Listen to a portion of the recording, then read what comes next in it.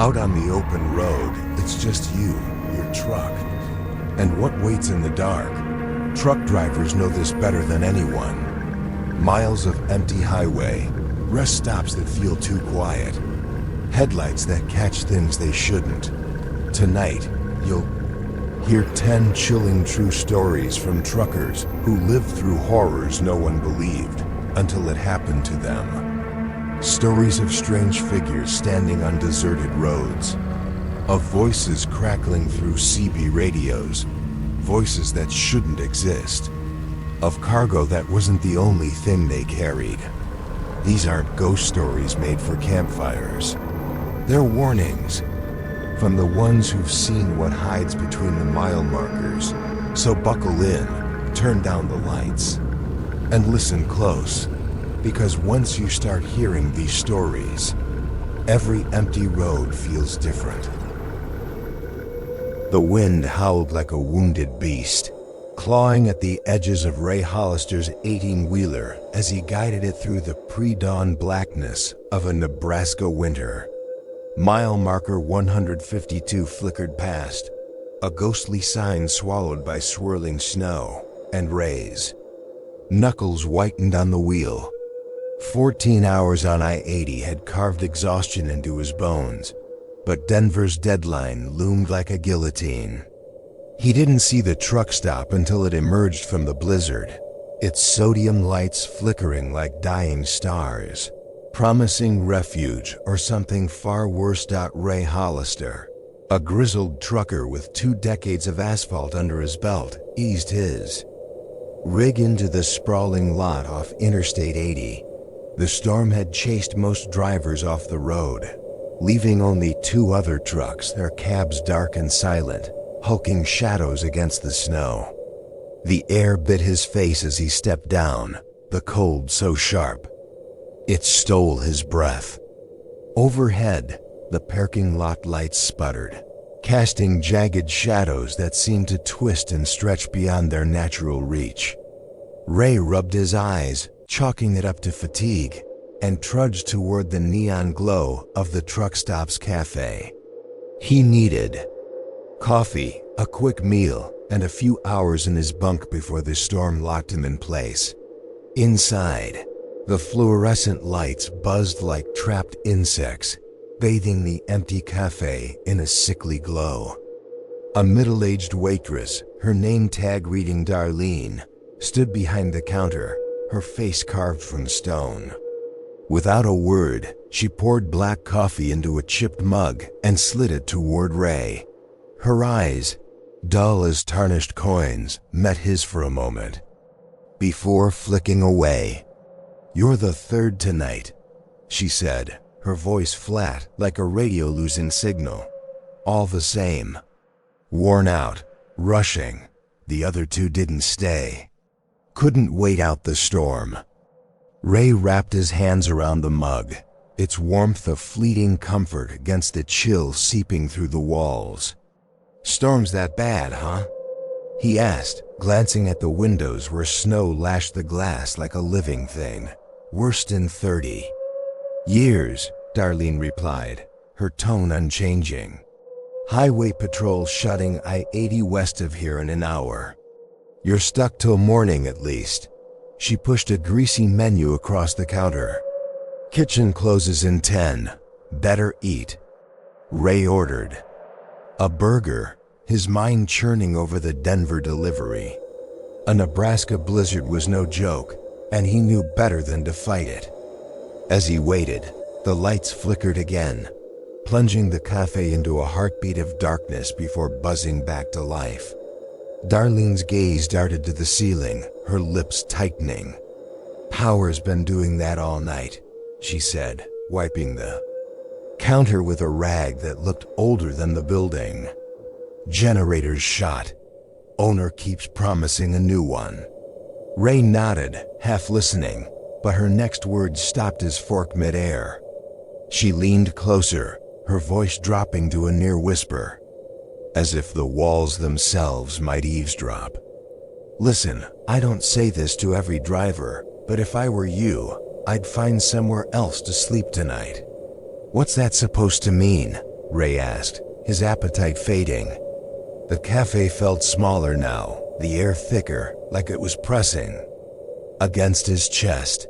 Darlene glanced over her shoulder, though the room was empty save for them. This place, it's got a history, especially in winter. She hesitated, her fingers twisting the rag. Back in '97, a trucker got stranded here, same as you. Blizzard like this one. By morning, his rig was still running, but he was gone. 2 weeks later, they found him, or what was left, 5 miles out in a field. Coroner said he wandered off, got lost in the snow, but... Her voice trailed off, and she straightened, wiping the counter again as if to erase her words. But... What?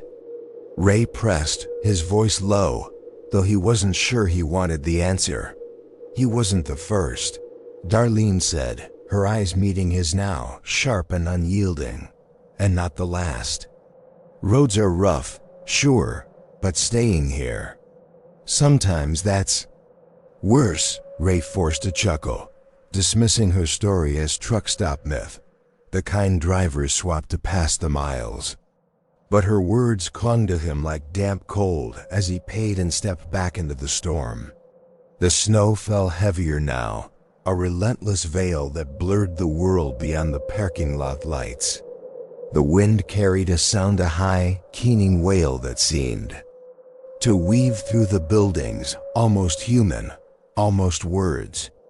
Ray pulled his coat tighter and hurried to his truck, his boots crunching in the deepening snow. Inside his cab, he cranked the heater, the warm air hissing against the ice coating his windows. He climbed into his bunk, but sleep refused to come. Darlene's warning looped in his mind, tangled with the weight of exhaustion and the storm's unrelenting roar. The truck swayed gently, rocked by gusts, and tiny shards of ice tapped the glass like skeletal fingers testing the locks. Ray stared at the ceiling, his pulse a steady drumbeat in his ears, until a sudden burst of static jolted him upright. The CB radio, silent for hours, crackled to life, filling the cab with a hiss like a distant scream. A voice broke through, faint and warped, as if dragged from some impossible depth. Mile marker 152. Help, they're not letting me leave. Ray's blood turned to ice. Mile marker 152 was exactly where he sat, stranded in this godforsaken lot. He grabbed the microphone, his hands trembling. This is Ray Hollister. I-80 truck stop, mile marker 152. Who's calling? Over. Static roared back, swallowing his words. Then the voice returned, clearer now, each syllable a knife against his spine. They come when you sleep, they're hungry. Always hungry. Ray's breath caught, his eyes darting to the frosted windshield. The other trucks remained dark, their outlines barely visible through the blizzard. He waited, heart hammering, but the radio fell silent.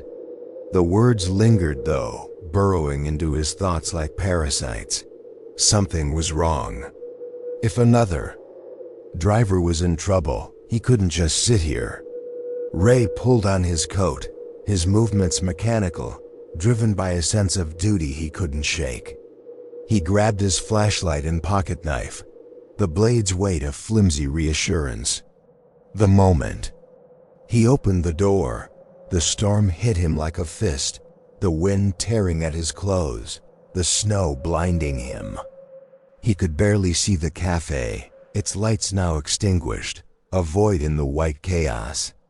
He called out, his voice shredded by the gale, but no answer came, only the wind's mocking wail, carrying whispers he couldn't quite grasp. Ray's flashlight beam cut through the snow, catching a flicker of movement between the parked trucks. A figure, hunched and shuffling, moved against the storm's current, its shape wrung too thin, too jerky, like a puppet on frayed strings. Hey! Ray shouted, his throat raw. The figure paused, then dissolved into the blizzard, leaving only swirling snow in its wake. His pulse raced, urging him to run, but he forced himself toward the cafe, each step a battle against the wind. The cafe door was locked, the glass frosted over, impenetrable. Ray pounded on it, his fists aching, but no one stirred inside. Through the ice, he glimpsed upturned chairs on tables, bathed in the faint glow of an emergency light. Where was Darlene? The place had been open less than 2 hours ago, alive with her quiet warnings. Now it felt abandoned, a husk left to the storm. Ray pressed his face to the glass, his breath fogging the surface, and for a moment, he thought. He saw something move inside a shadow, fleeting and formless. Gone before he could be sure. Turning back, Ray's flashlight swept the lot, and his heart stopped. 3 sets of footprints, fresh and deep, led from where the other trucks had been parked, trucks that were now gone straight to his rig. But no footprints led away. The snow was already filling his own tracks, but these remained stark, untouched, as if time itself refused to erase them. The wind whispered again, louder now, weaving words into its howl. We've been waiting. Ray stumbled toward his truck, his flashlight shaking in his grip. The driver's side door hung open, swinging lazily in the wind, though he'd locked it tight. His mind screamed that this wasn't possible, but the evidence was undeniable. He climbed inside, slamming the door and locking it, his breath coming in ragged gasps. The cab felt smaller now, a fragile shell against the storm's fury. He tried the ignition, but the engine was dead, the battery drained. His phone showed no signal, and the CB radio, once alive with that haunting voice, now sat silent, its lights extinguished. Ray clutched his knife, the blade trembling in his hand. The storm roared outside, but the cab was too quiet, the silence heavy, expectant. Then, a soft thud broke it, a weight landing on the roof above him. Another followed, deliberate, like footsteps pacing the metal. Ray's eyes locked on the ceiling, his breath shallow, as the footsteps stopped directly overhead. A slow, grinding scrape began, like claws dragging across steel, each stroke deliberate, savoring the terror it caused. The roof creaked, then buckled inward, a dent forming under some impossible force. Ray's scream caught in his throat as a crack split the windshield, spiderwebbing across the glass. Cold air surged inside, carrying snow and that same whispering voice, now clear and inescapable. We've been waiting for you, Ray. So long. On the road alone. You're not alone anymore. The windshield shattered, and the blizzard poured in, a white tide that blinded him. Through it, shapes emerged tall, emaciated, their skin pale as frost, their eyes gleaming like predators. In the dark, their mouths stretched wide, too wide, lined with jagged teeth that glistened with hunger. Ray Hollister's truck was found 3 days later. When the highway reopened, the storm spent. The cab was empty, its interior buried in snow, the windshield a jagged ruin. 2 weeks later, a farmer stumbled across Ray's body in a field 5 miles away, frozen and broken. The official report blamed disorientation and hypothermia, but Highway Patrol Officer M. Jennings, first on the scene, saw things he never wrote down. Deep scratches on the truck's roof, like talons had raked the steel. The CB radio tuned to a frequency obsolete since 1997, and Ray's face, his eyes, milky white, frozen in a screen no living man could make. Truckers along I-80 still avoid that stop, especially in winter. They share Ray's story over there. CBS, a warning to the weary.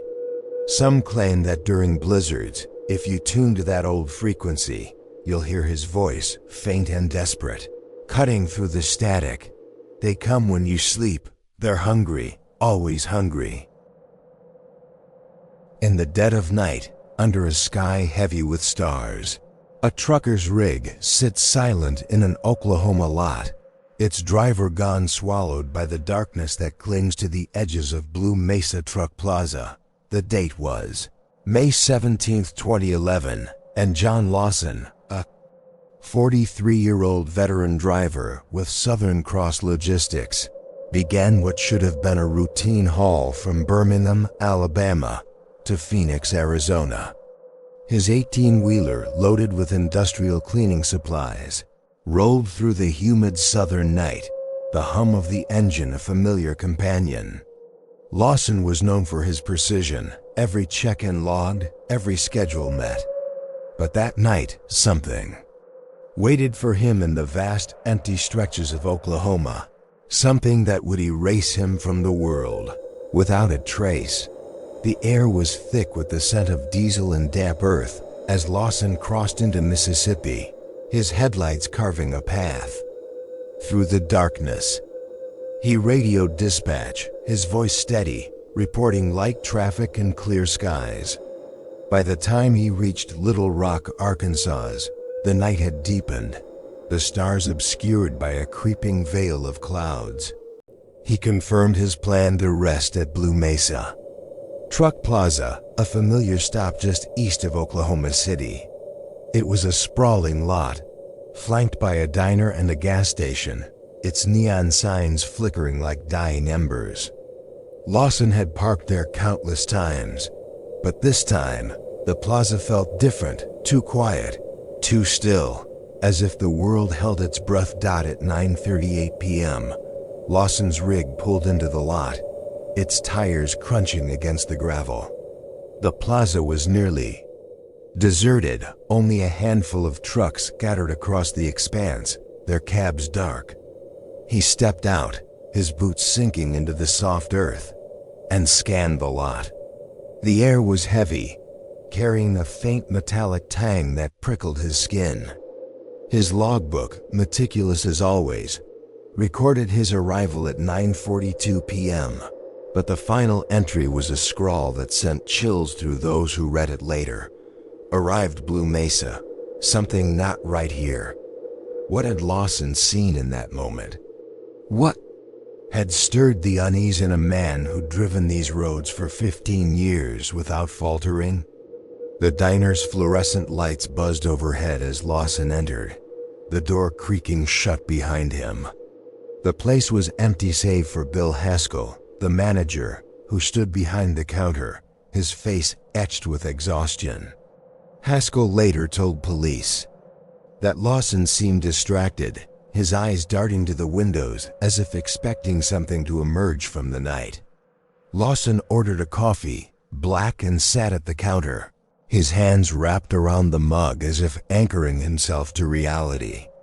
Outside, the wind began to rise, rattling the windows, and the neon sign flickered, casting jagged shadows across the lot. By midnight, Lawson had vanished.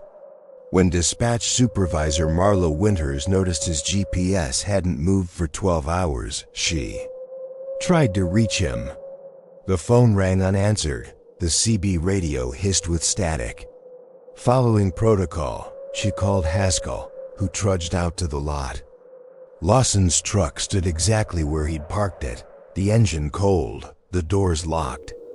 Inside, his wallet, cell phone, and logbook lay untouched, as if he'd stepped away for a moment and never returned. The cab was pristine, no signs of a struggle, yet the air inside felt wrong, stale, heavy, like a room sealed for decades. What kind of force could pull a man from his truck, leaving no trace, no clue, no hope? The Oklahoma State Police arrived, led by Officer Dwayne Mercer, who documented the scene with growing unease. The logbook's final words haunted him. a cryptic warning that something had been watching Lawson. Security footage from the plazas. Cameras offered the first glimpse into the mystery. At 9:38 p.m., Lawson's truck rolled in. 4 minutes later, he stepped out, his posture tense, and stood beside his rig, scanning the lot. He began walking toward the diner, but stopped abruptly, his head snapping to the left, toward a dark corner beyond the camera's reach. For 20 seconds, he stared into the void, motionless, as if transfixed. Then, with sudden purpose, he turned and strode into the darkness, never to be seen again. Detective Sarah Reeves took charge, her analytical mind grappling with the impossible. The lot was searched, cadaver dogs sniffing every inch, but they found nothing, no scent, no remains. Lawson's blood pressure medication, left in the cab, suggested he hadn't planned to be gone long. His bank account showed no activity. His phone silent since a call to his wife at 8:14 p.m. The absence of evidence was maddening, a puzzle with no edges. Reeves turned to other drivers who'd been at Blue Mesa that night, hoping their accounts might pierce the fog. Kevin Brantley, parked 2 spaces from Lawson, spoke of lights in the woods behind the plaza, blue-white pulses that flickered like a heartbeat.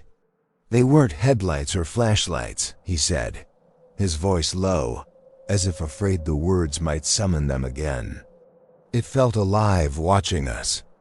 He'd locked his doors, drawn his curtains, and tried to sleep, but the memory of those lights lingered, a cold weight in his chest.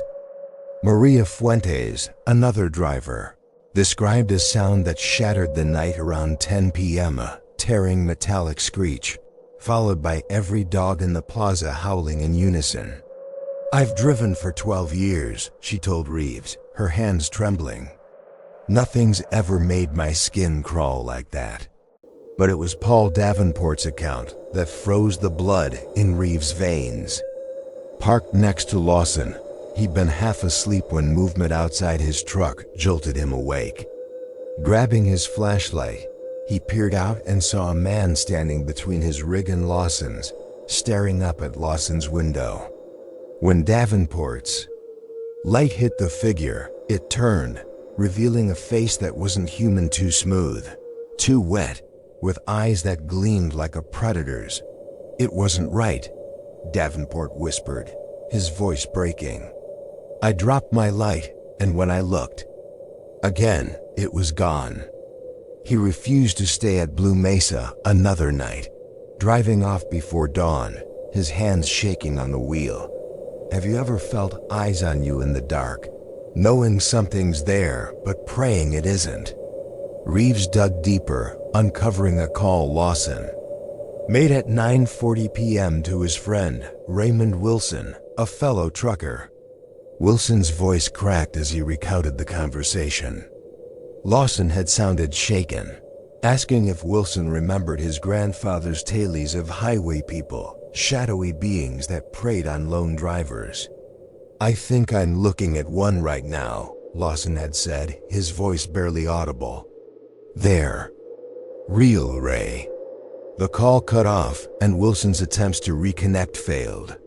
Lawson's widow, Ellen, confirmed the stories but insisted John dismissed them as folklore, laughing at his grandfather's superstitions. Yet that night something had changed his mind. The investigation stretched on, weeks turning to months, but Blue Mesa yielded no answers. Searches of the surrounding woods found nothing, no footprints, no clothing, no sign of Lawson. His dental records and DNA were logged in national databases, but no matches emerged. The case grew cold, a file buried under newer mysteries, until May 17, 2012, 1 year to the day since Lawson vanished. A maintenance worker, clearing brush behind the plaza, froze when he spotted a red meshback cap wedged in the fork of a tree, 15 feet off the ground. It was Lawson's, its Southern Cross Logistics patch unmistakable. The cap was pristine, untouched by weather, but the inner band bore marks, deep, jagged scratches, confirmed by the crime lab as human fingernail imprints, as if Lawson had clung to it in a desperate struggle. How does a cap end up in a tree, untouched by time, marked by terror? The discovery reopened the case, but new searches found nothing. Lawson's truck, returned to Southern Cross Logistics, was sold after multiple drivers refused to operate it. They spoke of flickering lights, radios hissing with static, and a bone-deep cold that seeped into the cab, no matter the season. Blue Mesa itself was renovated, its name changed, but the stigma lingered. Truckers avoided it, parking miles away, their exterior lights blazing through the night, a silent tribute to a man who'd vanished into the dark. Detective Reeves, now retired, still wakes at night, haunted by the case. In her final report, she wrote, "People don't vanish without a trace, except when they do. The woods behind Blue Mesa hold their secrets, whispering through the trees when the wind blows just right." Truckers passing through Oklahoma share Lawson's story over CB radios, their voices hushed, as if speaking too loudly might draw the highway people's gaze. Some claim that on moonless nights, blue-white pulses still flicker in the distance, and a smooth, wet face watches from the shadows, waiting for the next driver to step into the dark. The desert night on Highway 95 was a void so absolute it seemed to consume the world beyond. Marcus Wheeler's headlights. At 2:17 a.m., his Kenworth T68 rolled into a desolate rest area in northern Nevada, the gravel lot a faint scar under. A sky choked with clouds. No stars, no moon, only a silence that pulsed like a heartbeat beneath the earth. Marcus, a man of routine, didn't sense the shift, didn't know he'd entered the silent mile, a place where the desert whispers its hunger and claims those who linger too long. Marcus Wheeler, a 47-year-old trucker from Tulsa, Oklahoma, had spent 12 years weaving his life into the arteries of America's highways for Continental Transport Services. Hauling automotive parts from Detroit to Sacramento was his pulse, but Highway 95's barren stretches always pressed against him, a weight he couldn't name. On September 12, 2018, after 11 hours behind the wheel, his eyes burned like sandpaper, his fingers stiff from the cold grip of the steering wheel. The rest area, a forgotten patch of asphalt with no lights, no facilities, no trace of humanity, was his only option to meet federal rest mandates. He scrawled in his logbook at 2:25 a.m., "Rest stop. Resume at 4 o'clock and silence the engine." The quiet crashing over him like a wave. The cab was his fortress, a cluttered haven of road-worn relics, a turkey sandwich half-eaten, a wallet stuffed with $342, a thermos of coffee cooling in the chill. Marcus leaned back, his breath clouding the air, and tried to ease the tension knotting his shoulders. But the silence outside wasn't natural. It carried a hum, low and insistent, rising from the desert floor like a distant machine stirring from sleep. He shifted, his unease sharpening, and glanced at his phone. 2:58 a.m. The screen flickered. Signal bars vanished, the battery draining as if siphoned by unseen hands. A shadow moved at the lot's edge, too fluid for a man, too purposeful for a beast, circling just beyond the dim glow of his parking lights. Marcus's pulse surged, a drumbeat in his ears. He snatched his flashlight, its beam a fragile lance against the suffocating dark. Stepping out, his boots ground against gravel, the air biting with the scent of dust and sagebrush. 3 other trucks hulked in the lot, their cabs black, their drivers hidden or gone. He swept the light across the emptiness, catching only a rusted sign warning of snakes. The hum deepened, not heard but felt, a vibration crawling up his spine, tugging at his thoughts like a lure. He pressed record on. His phone, his voice a strained whisper. There's something out there, watching the trucks. It keeps circling, staying just where I can't see. Not animal. Not human. Unlocking up.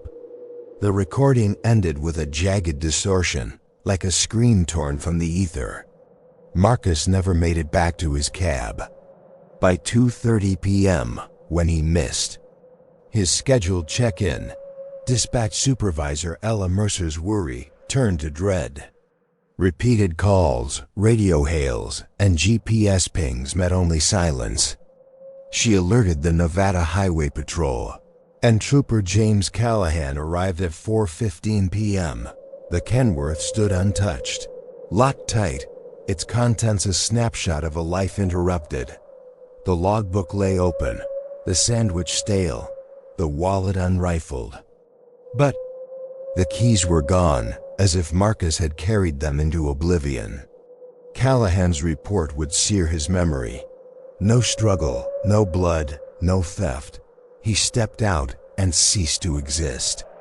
The rest area was a phantom, 50 miles from Winnemucca, devoid of cameras, staff, or mercy. The desert around it, a canvas of fine sand, should have preserved footprints, but Callahan found none, not a single mark from Marcus's heavy boots. The absence was a wound, a violation of logic that gnawed at him. He tracked down 3 drivers who'd shared the lot that night, their stories weaving a web of unease that tightened with each word. Loretta Jenkins, hauling refrigerated goods, woke at 3 a.m. to her dog's frenzied barks, its paws scraping the cab door. The night was too dark, no moon, no stars. I looked out, saw nothing, but every truck was pitch black, even the Kenworth that just pulled in. "That's not right," she said, her eyes haunted by the memory. Hector Ramirez, sipping coffee at 3:15 a.m., saw a flashlight beam cut through the lot, moving from where bathrooms should have been toward Marcus's truck. It vanished near his rig, he told Callahan, his fingers trembling. 10 minutes later, I heard metal grinding, like something was being ripped apart. I thought it was a repair, but it felt alive. He left at 6 a.m., Marcus's truck still there, a mute witness. Martin Frazier, gone by 11:30 p.m., spoke of the rest area's curse. Truckers shun it after dark. Electronics die, you hear things, feel eyes on you. I stopped to use the John and bolted, he said, his gaze fixed on some distant point. The search was a desperate crusade, cadaver dogs, helicopters with thermal eyes, officers scouring 5 miles of desert. No trace of Marcus surfaced. No tracks. No scraps, no answers. But the truck held its secrets close. Forensic specialist Dana Holloway found fingerprints on the passenger door handle, unmatched in any database, as if left by a specter. More chilling was a clear viscous fluid on the driver's seat, glistening like liquid glass, its organic traces defying every test. In 23 years, I've seen nothing like it, Holloway said, her voice a fracture. It's not industrial, not biological, it's something beyond. Marcus's phone yielded the case's blackest heart, a 40-second recording, timestamped 2:58 a.m., his voice tight with fear, described a presence circling the trucks, evading sight. It's out there watching, not animal, not human. The audio collapsed into a frequency shift, a sound like reality splintering, unclassifiable by science. The words lodged in Callahan's soul, a puzzle that grew heavier with each. Replay. Patricia Wheeler, Marcus's wife of 22 years, poured salt into the wound. 2 weeks before, he'd called her, his voice raw, recounting electrical failures on Highway 95, lights flickering, radio leaping stations, a sense of being hunted. He wasn't tired, Patricia said, her eyes wet. He felt something out there, something wrong with that road. Marcus had kept a journal, chronicling odd events for 3 months, but it was missing, as if the desert had swallowed it whole. Her words were a cry. He didn't dream this. He knew what he saw. 6 days into the search, a Department of Transportation worker found Marcus's trucker cap, perched 12 feet high in a Joshua tree half a mile away, untouched by wind or time. No other clues emerged. The desert a vault of secrets. Dr. Eleanor Richards, a University of Nevada folklorist, linked the case to the Silent Mile, a legend of a highway where time frays and machines turn traitor. Since the 1970s, drivers have seen lights, lost hours, felt the road shift. She said, her voice steady but strained. This rest area is its core. The investigation withered, Marcus's case an open grave. Continental Transport raised a plaque in Tulsa honoring his service, but his truck became a pariah. Drivers refused it, citing cold spots, gauges dancing, a sense of eyes in the dark. 8 months later, Callahan resigned, broken by the case. He'd spent nights at the rest area, staring into the void. His leaked resignation letter froze the blood. I've seen it now. What comes after 3 a.m., it's not human, not animal. It knows I've seen it, and I'm next. He fled to Oregon, a ghost himself, silent to all who sought him. The rest area closed in January 2020. Its asphalt splintering, marked by trucker tributes, faded flowers, weathered caps left for Marcus. Highway 95 drivers detour now, shunning the Silent Mile after dark. They share Marcus's tale, a warning etched in dust and shadow. Stop there too long, and you'll feel it, a presence circling, watching, always just out of sight, waiting for the moment you surrender to the dark. In the heart of the Appalachian night, where mountains loom like ancient guardians and the air hums with secrets, a trucker's rig sits abandoned, its driver stolen by a force that leaves only dread. October 28, 2013, marked the last journey of Frank Mercer, a 51-year-old driver for Eastern Freight Lines. For 20 years, he'd hauled cargo through the twisting veins of eastern Kentucky, his 18-wheeler a second home. That night, Route 17, a narrow, 2-lane scar through the Appalachian Mountains, beckoned him toward a delivery in Virginia. Loaded with household appliances, Mercer's truck rumbled into the fog, unaware that the road had plans of its own. Air was sharp with the scent of pine and wet earth, the kind of chill that seeps into your bones. Mercer's headlights carved through the mist, illuminating twisted trees that seemed to lean closer with every mile. Route 17 was a road he knew by heart, its curves etched into his memory from countless runs. Yet tonight, the mountains felt alive, their shadows shifting just beyond his beams. At 8:45 p.m., he radioed dispatch, his voice steady but heavy with the weight of a long day. Lisa Tanner, the night dispatcher, logged his report. Light fog, visibility still manageable. Should be through the mountains in about an hour, if the weather holds, he said, his tone clipped, professional. But beneath the words, Tanner sensed a flicker of unease. Though she couldn't place why Mercer drove on. The hum of his engine a lone heartbeat in the silent wilderness. He thought of his wife Carolyn, waiting at home in Roanoke, her voice still warm from their last call. He'd promised her a weekend fishing trip once this run was done, a rare break from the road. The thought anchored him, kept the creeping fog at bay. But at 9:17 p.m., his truck stopped for 6 minutes on a desolate stretch of Route 17, far from any rest area. The GPS logged the pause, but Mercer's logbook, always meticulous, remained silent, a breach of habit that would later chill investigators. The truck rolled again, only to halt abruptly at 9:36 p.m. on a straight section with a wide shoulder. The brakes slammed so hard the emergency alert system screamed to life, pinging dispatch with a plea for help. Tanner's calls went unanswered, the CB radio hissing with static like a trapped spirit. By 9:52 p.m., Trooper Michael Harding's patrol car pierced the fog, its lights casting an eerie glow on Mercer's truck. Parked neatly on the shoulder, hazard lights pulsed like a dying star. The engine purred, the cab light burned, but the driver's seat was empty. Harding's breath caught as he noted the unlocked door. Mercer, a man of routine, never left.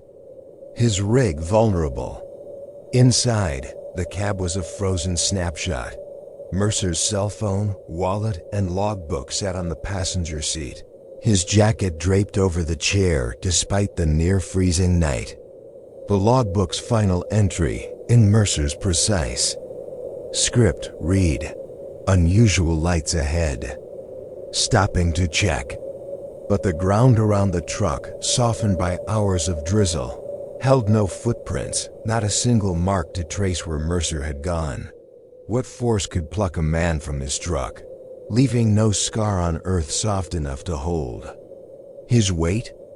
Harding's flashlight swept the darkness, its beam swallowed by the forest beyond. The air was thick, oppressive, carrying a metallic tine like a storm about to break. The silence was unnatural, no crickets, no rustling leaves, only a low hum that seemed to pulse from the ground itself. The truck's dash camera, mandated to run always, had stopped at 9:22 p.m., 14 minutes before the final halt. The last frames showed an empty road, but the audio captured a deep, rhythmic hum, like a machine buried in the Earth's core. Experts later confirmed the camera hadn't failed. It had been disabled with a code only Mercer or management knew, a deliberate act that defied explanation. The windshield bore a story of terror.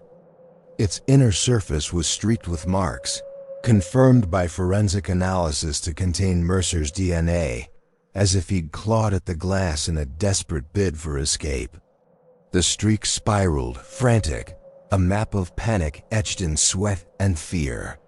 Harding's report noted no blood, no signs of violence, yet the cab felt charged, the air heavy with ozone, like the aftermath of a lightning strike.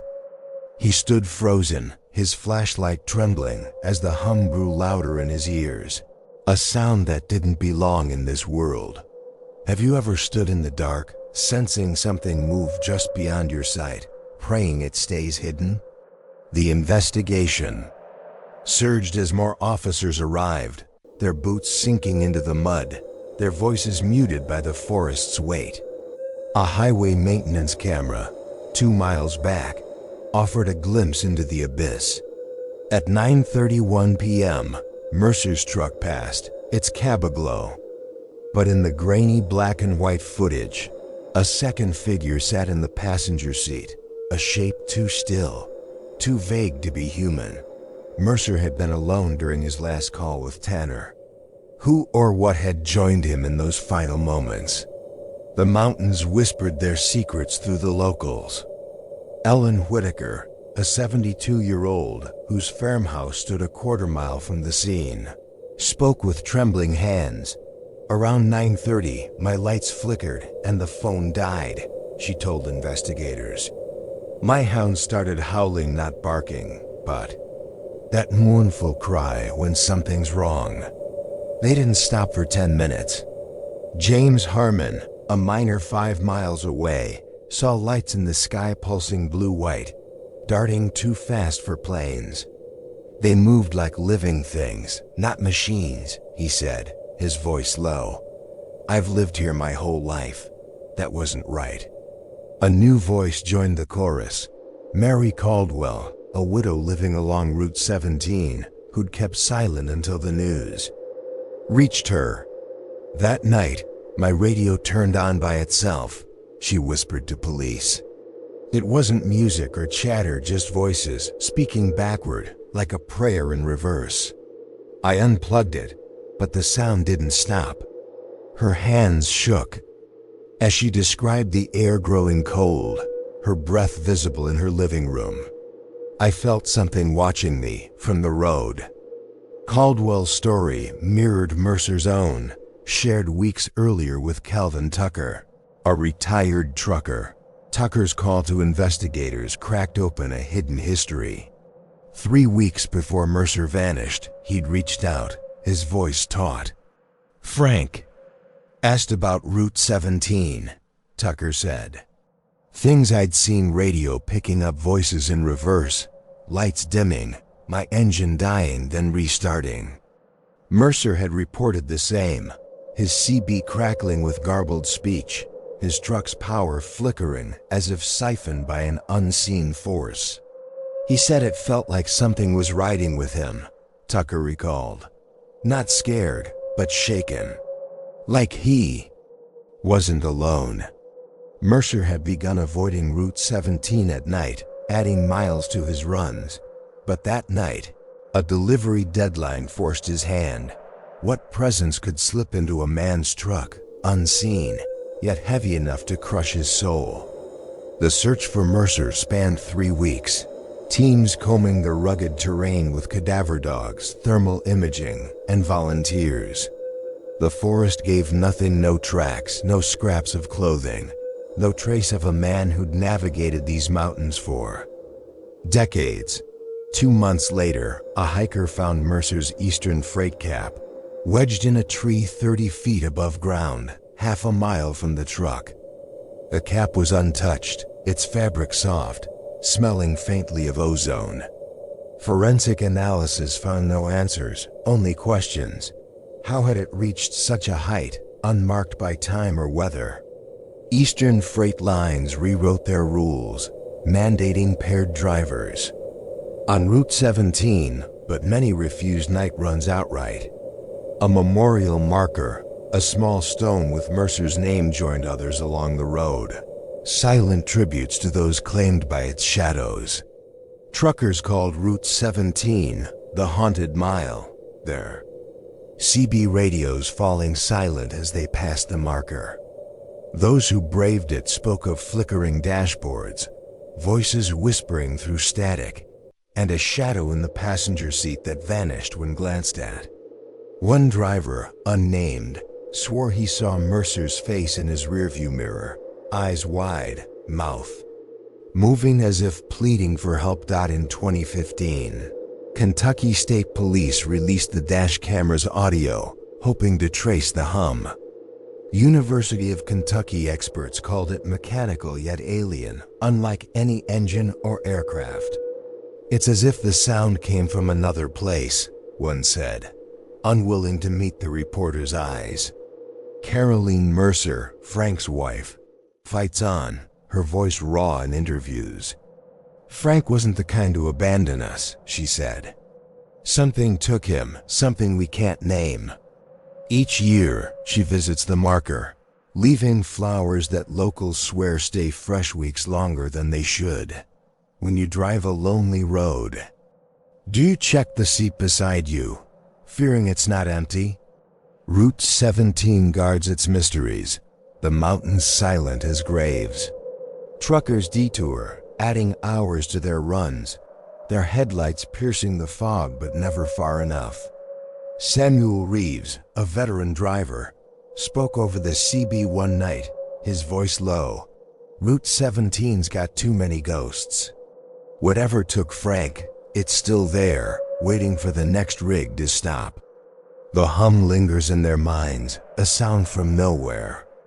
A warning that some roads lead beyond the map, to places no one returns from. The rain fell in a relentless shroud over Interstate 5, its droplets glinting like shattered glass in the beam of Dale Morrison's headlights. On the night of February 3, 2016, the highway south of Redding, California, was a tunnel of darkness, its edges swallowed by towering pines and an oppressive silence. At 12:37 a.m., Dale's rig growled to a halt on the shoulder, hazard lights pulsing like a dying heart. He didn't know he'd entered the vanishing mile stretch where the road turns predator, and something beyond the shadows claims its prey. Dale Morrison, a 49-year-old trucker with Pacific Northwest Transport, had carved 17 years into Coom. The highways, his record spotless, his reliability a legend among dispatchers. Hauling electronic components from Portland to San Jose was a route etched into his bones. But tonight, the road felt alive, its weight pressing against his chest. His last check-in at 11:42 p.m. near Redding was calm, his voice steady over the radio. Clear weather, light traffic. I'll push to Sierra Vista Rest Area in an hour. But 27 miles south, in a desolate stretch with no services, no lights, no refuge, his truck stopped, the engine still rumbling, the night closing in. Inside the cab, Dale's world was a cocoon of familiarity. A half-empty coffee thermos, its metal dented from years of use. A wallet stuffed with $147 and family photos. A logbook open on the passenger seat, its pages worn from countless entries. At 12:33 a.m., he wrote in. Precise script. Weight distribution alarm, load shifting, will investigate. The note was strange. Pacific Northwest Transport later confirmed no alarm had sounded. The sealed container untouched, its contents secure. Dale leaned back, his breath misting in the chilly cab, and glanced at his phone. The screen flickered. Signal bars gone, the battery draining as if pulled by an unseen force. A blue-white glow pulsed outside, hovering above the highway, too steady for a vehicle, too silent for a machine. Its rhythm like a heartbeat calling him into the dark. His pulse surged, a cold sweat prickling his scalp. He gripped his flashlight, its beam a frail shield against the night, and stepped out. The rain stung his face, the mud clinging to his boots like a living thing. The highway was a void, its asphalt glistening under the drizzle, the pines looming like sentinels. He swept the light across the trailer, the seals gleaming, untouched, mocking his logbook's claim.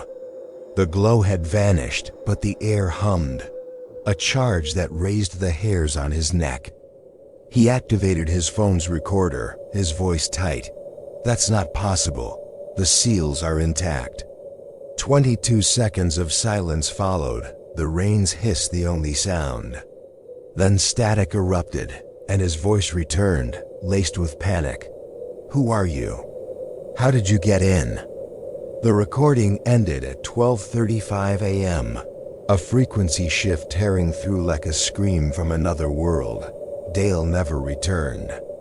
By 1 a.m., when he missed his check-in, dispatch supervisor Heather Landone's unease turned to dread. Calls to his phone and truck system met silence, the radio dead, the GPS frozen. She alerted the California Highway Patrol, and Officer Raymond Vasquez arrived at 1:18 a.m. The rig stood where GPS had pinned it.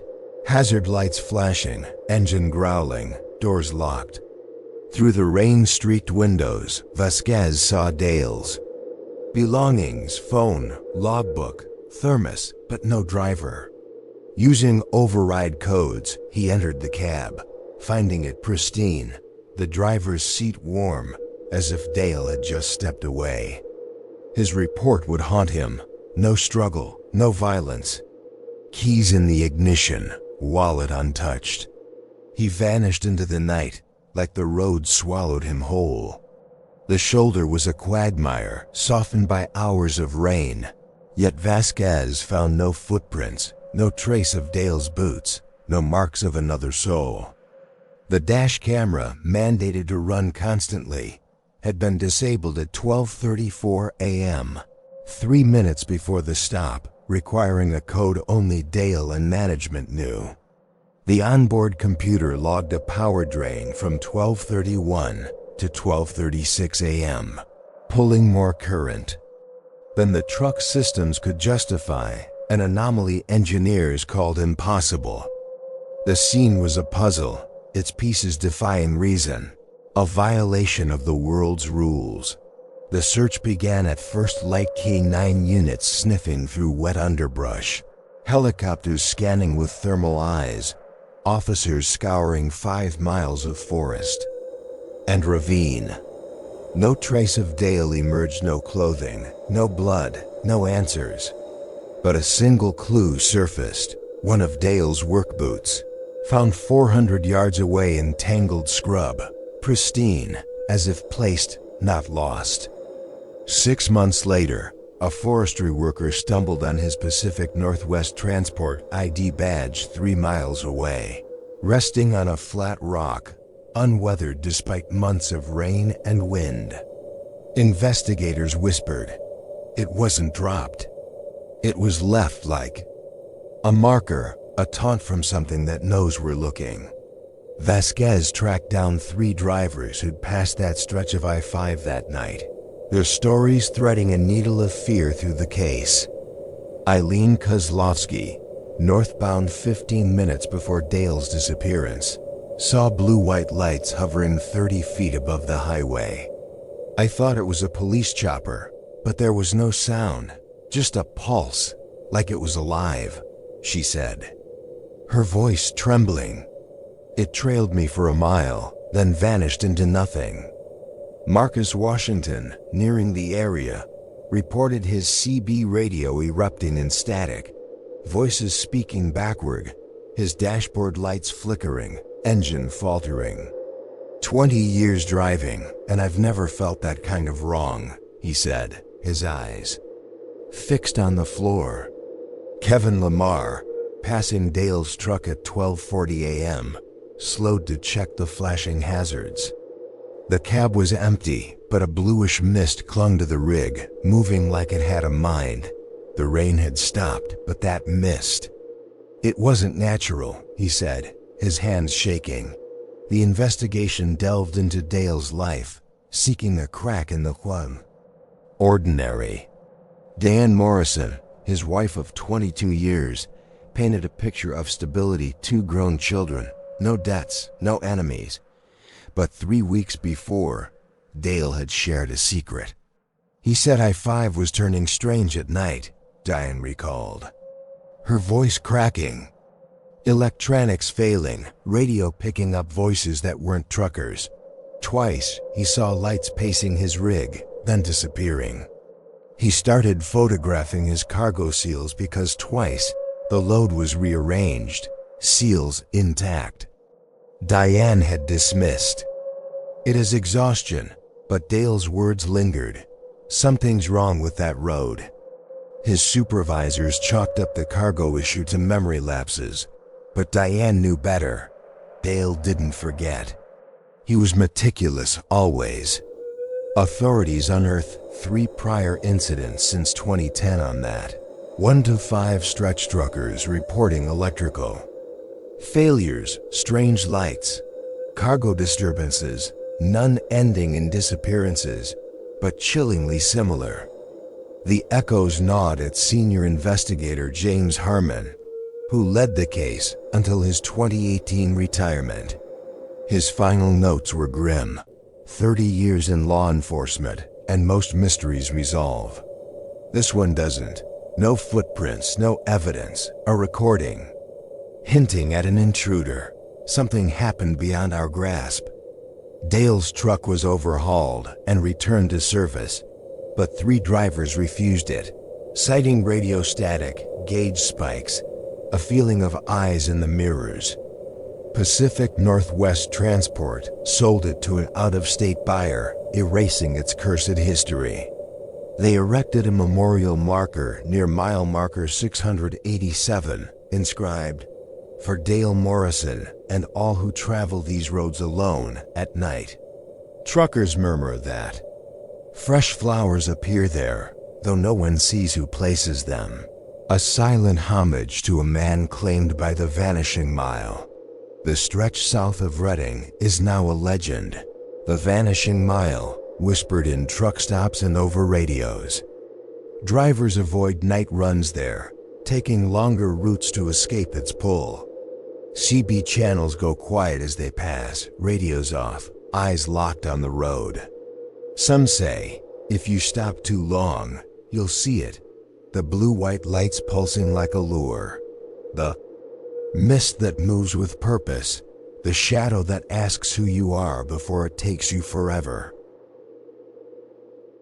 In the endless Utah desert, where the horizon burns under a merciless sun and night hides truths no man should know, a trucker's rig sits alone, its driver erased by a force that bends reality itself. On July 8, 2019, Trevor Simmons, a 38-year-old driver for Continental Shipping, set out from Phoenix, Arizona, bound for Salt Lake City, Utah. His 18-wheeler, loaded with consumer electronics, roared along Interstate 15, cutting through the sun-scorched sands. Simmons was a man of habit, punctual, precise, his safety record a badge of pride. But that night, the desert had other plans, and Desert Valley Road, a forgotten ribbon of asphalt, called him to his fate. The afternoon sun blazed, painting the cab with heat as Simmons drove north. The air was dry, carrying the faint tang of sagebrush and hot metal. His radio crackled with routine chatter, a lifeline to the world beyond the endless dunes. At 7:42 p.m., as he passed Cedar City, Utah, he checked in with dispatch. Rachel Winters.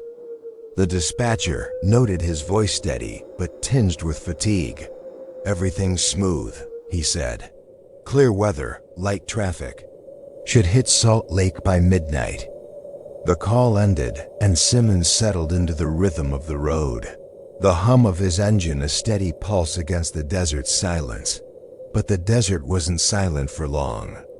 At 8:37 p.m., Simmons' truck veered off I-15 onto Desert Valley Road, a narrow, unmarked stretch leading to abandoned ranches and a shuttered mine.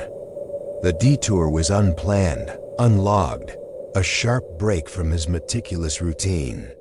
The GPS tracked his path, the rig weaving deeper into the void, until it stopped at 9:14 p.m., 17 miles down the road. Winters tried to reach him radio, cell phone. CB all met with a hiss of static, as if the desert had swallowed his voice.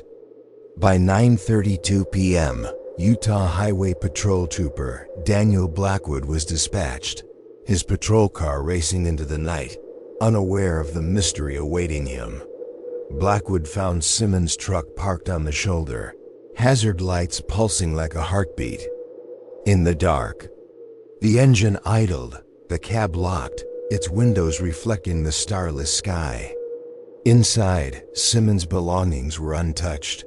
A wallet with $127, a cell phone on the dashboard, a coffee mug still warm. The logbook, open on the passenger seat, bore a chilling entry in Simmons' neat hand. "Something wrong with load. Getting heavier. Need to check." But the desert around the truck was pristine. No footprints, no tire marks, only a strange circular pattern in the soil, 20 feet wide, centered on the trailer. Blackwood's flashlight trembled as he traced the circle, the ground unnaturally smooth, as if pressed by an impossible weight. What could make a load grow heavy, yet leave no trace in the sand? The air was thick, charged with a faint hum that prickled Blackwood's skin. The desert stretched endless, its dunes swallowing sound. But the hum persisted, low and relentless, like a pulse from the Earth's core. The trailer's cargo doors were sealed, the locks intact, but the onboard sensors told a stranger tale. The load had gained weight during the journey, only to shed a ton by the time Blackwood arrived. Continental Shipping's engineers found no fault in the sensors, no explanation for the shift. The cab's electronics had faltered, GPS jumping, dashboard flickering, a power surge that left no damage. Have you ever felt the world shift beneath you, as if reality itself is slipping? Blackwood's report grew frantic as he documented the scene. The dash camera, required to run continuously, stopped at 8:36 p.m., 1 minute before the detour. The final frame showed I-15's empty lanes, but Simmons' voice cut through. Something's not right. The rig's pulling hard. The audio ended with a low hum, identical to the one Blackwood felt in his bones. Forensic teams later found no signs of struggle, only a faint residue on the driver's seat, a clear, viscous fluid that defied analysis.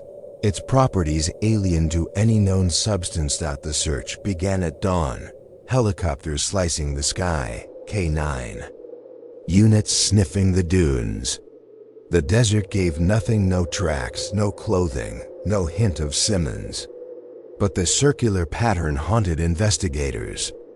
Forensic geologists called it a compression anomaly, the soil packed tighter than any vehicle could manage, as if a colossal force had pressed down and vanished.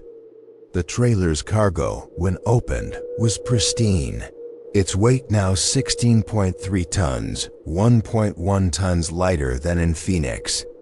The discrepancy gnawed at Detective Laura Hensley, who led the case. Her nights consumed by questions no evidence could answer. Other drivers offered pieces of the puzzle. Daniel Friedman, half a mile behind Simmons, saw a bluish glow beneath the trailer. It wasn't running lights, he told Hensley, his voice low. It was alive, pulsing, like it was part of the rig. Friedman's own truck had stuttered, its gauges dancing, as he passed the spot where Simmons turned. Sophia Reyes, driving northbound, noted the trailer riding low, as if burdened beyond capacity. The tractor was straining, she said, her hands trembling, like something was dragging it back. Reyes felt a pressure in her chest, an urge to follow Simmons' path, but she gripped the wheel and drove on, her heart pounding. What force could bend a truck's weight, yet leave its cargo untouched? Hensley dug into Simmons' life, seeking a reason for the detour. His wife, Andrea, painted a picture of stability. 12 years married, 2 kids, a recent bonus from Continental. But 2 weeks earlier, Simmons had confided in her about a dead zone on I-15. The truck felt heavy, he'd said, like I was hauling twice the load. Radio and phone died, and the steering fought me. The zone lasted 10 minutes, then vanished. Simmons began carrying an audio recorder, documenting the anomaly, but it wasn't among his belongings. Andrea's voice broke as she spoke. He wasn't scared, but he was curious. He needed to understand. The desert held its secrets, but clues emerged. 6 months later, a hiker found Simmons' Continental Shipping badge at the base of a mesa, 3 miles from the truck. The badge was pristine, its magnetic strip demagnetized, the plastic etched with microscopic fractures, as if crushed by immense pressure. An aerial survey revealed a thermal corticooler ground stretching from the truck to the mesa, defying geological logic. Dr. Eleanor Richards, a physicist consulted on the case, studied the soil compression and badge. This suggests energy transfers beyond our physics, she said, her voice tight. The weight shift, The thermal anomaly, it's as if something rewrote the rules of matter. Continental shipping tightened protocols, mandating paired drivers on I-15 at night. Simmons' truck, returned to service, became a pariah. 3 drivers reported malfunctions, flickering lights, weight sensors screaming, a sensation of movement. In the trailer, the rig was retired, its cab sealed, but stories spread. Desert Valley Road became a morbid landmark, some truckers detouring to see it, others avoiding I-15 entirely. Locals spoke of lights in the dunes, a hum that shook their bones, and a weight that pressed on their chests in the dark. When you drive through emptiness, do you feel the desert watching, waiting for you to stray? Hensley, now retired, still visits the site, her dreams haunted by the circular pattern. Andrea Simmons maintains a website, posting updates, pleading for answers. Trevor didn't run, she said in an interview. Something pulled him off that road, something we can't name. Truckers on I-15 fall silent as they pass the turnoff, their radios hushed, their eyes fixed ahead. One driver, anonymous, shared a story over CB. I felt my rig grow heavy, like it was sinking. I floored it and didn't look back. The desert keeps its truths, and Desert Valley Road waits, its sands hiding the weight of what took Trevor Simmons. The forest along Highway 53 in Minnesota was a labyrinth of shadows, its pines clawing at the sky under a veil of falling snow on November 15, 2017. Michael Reynolds' rig rumbled through the night, its headlights barely piercing the darkness. That seemed to breathe, to watch. At 11:47 p.m., he pulled onto the shoulder, hazard lights flaring like a distress signal. He didn't know he'd crossed into the frozen highway, a stretch where the cold isn't just weather, but a presence that steals men from the world. Michael Reynolds, a 41-year-old trucker with Heartland Logistics, had spent 8 years hauling automotive parts across the continent, his reliability a badge of honor. His route from Toledo, Ohio, to Winnipeg, Manitoba, was a 1,200-mile trek he'd mastered countless times. But tonight, the Minnesota forest felt heavier, its silence sharper. After crossing into Minnesota, his last check-in at 10:13 p.m. was routine, his voice calm over the radio. Good roads, light snow. I'll stop at Pine Ridge Truck Plaza in 90 miles. But 30 miles south of International Falls, in a desolate stretch of Highway 53, his truck stopped, the engine still running, the snow piling around its tires. The cab was Michael's. Sanctuary, a cluttered refuge of road-worn relics. A wallet with his kids' photos. A half-full coffee mug still warm. A logbook open on the passenger seat. At 11:45 p.m., he scrawled in hurried script, unusual oncoming lights on highway, not matching any vehicle I've seen, pulling over to let it. The entry ended mid-sentence, as if the pen had been torn from his hand. Michael leaned forward, peering through the windshield, his breath fogging the glass.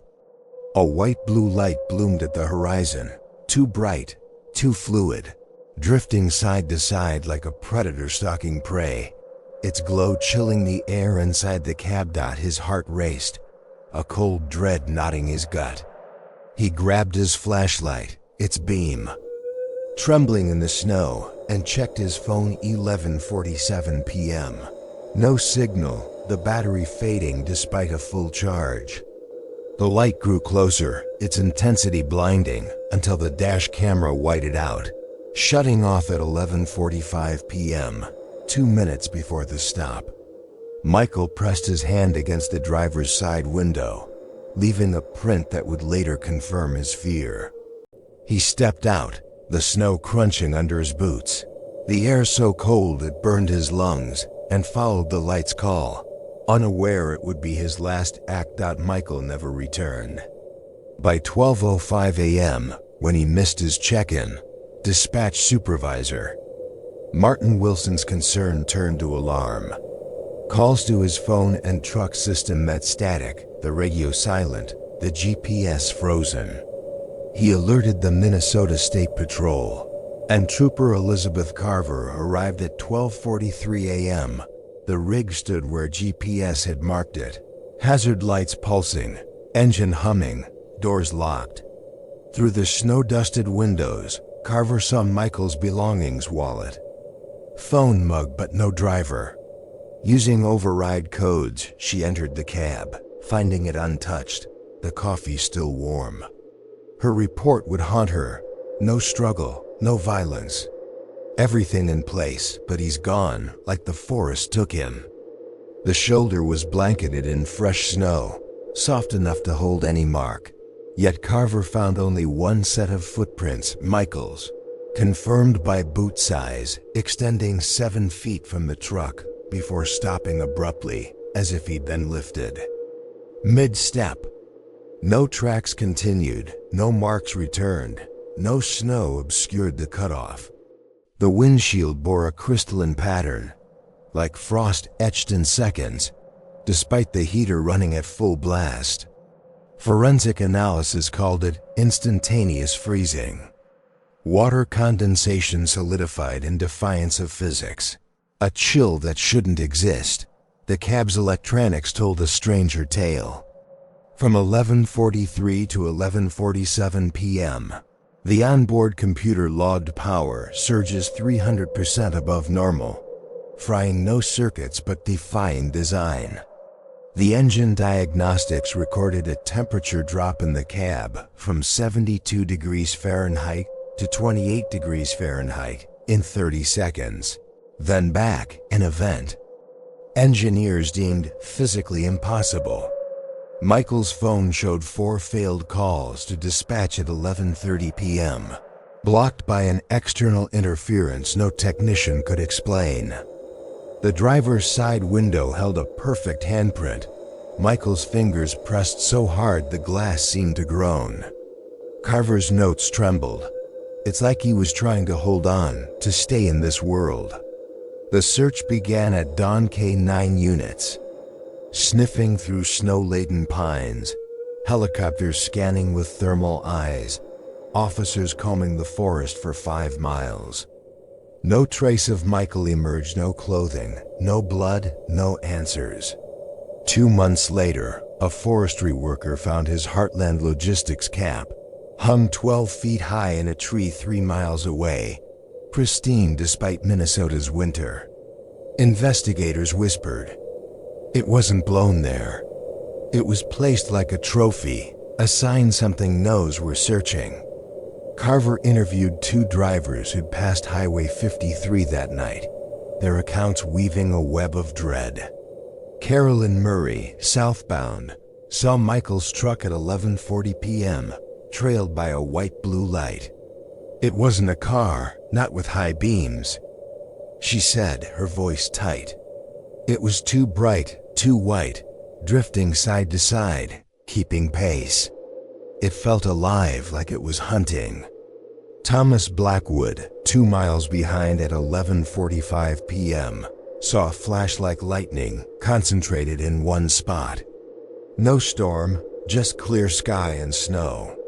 The light blinded me, and when I could see, his hazards were flashing ahead. I slowed, but didn't stop. Something felt wrong, he said. His hands unsteady. The investigation probed Michael's life, seeking a rational thread. Jennifer Reynolds, his wife, described a happy marriage, 3 children, no debts or troubles. But 3 weeks before, Michael had confided a secret. He said Highway 53 was off at night, Jennifer recalled, her eyes wet. Lights on the road, too bright, too fluid, not like any vehicle. He reported it, but they said it was just modified headlights. He started avoiding that route, adding 40 miles to his trip. The night he vanished, road construction forced. Him back to 53. Jennifer's voice broke. He wasn't scared, but he said those lights felt wrong, like they wanted something. Dr. Ella Sorensen, an atmospheric physicist consulted on the case, offered a chilling analysis. The freezing pattern, power surges, temperature drops suggest energy transfers beyond our models, she said, her tone measured but uneasy. The cab's thermal loss would require an instantaneous extraction of energy no natural process explains. Her words hung heavy, a bridge to the unthinkable. Michael's truck was examined by engineers and forensic techs, finding no faults. Yet 2 drivers refused it, citing cold spots, electrical glitches, a sense of eyes in the dark. Heartland retired it, donating it to a technical college after stripping its identity. They installed a policy: drivers travel Highway 53 in pairs. At night, with upgraded radios to counter interference. The stretch is now a legend, the frozen highway, whispered among truckers, who speed through after dark, radios off, eyes fixed ahead. Jennifer maintains a website for Michael, pleading for answers. Someone saw something, she said. In a recent interview, a driver, a scientist, someone who knows what haunts these roads. Mike didn't just vanish, something took him, and we need to know why. The cap in the tree, the frozen windshield, the 7 footprints, they linger. A puzzle no one can solve. Highway 53 remains a scar in the forest, its pines guarding secrets older than the road. Truckers share Michael's tale, a warning etched in snow and shadow. Stop there too long, and you'll feel it, the light that hunts, the cold that clings, the moment the world forgets you exist. In the shadowed heart of the Pacific Northwest, where ancient forests whisper secrets older than time, a trucker's rig sits abandoned, its driver lured into the night by a voice that shouldn't exist. On March 21, 2020, Samuel Corbin, a 52-year-old veteran driver for Westland Transport, left Billings, Montana, hauling medical supplies to Seattle, Washington. His 18-wheeler rumbled along Interstate 90, cutting through the vast, silent wilderness. Corbin was a man of precision, his logbook a testament to 16 years of flawless service. But that night, a signal from the dark forests of Washington called him, and he answered, stepping into a mystery that swallowed him whole.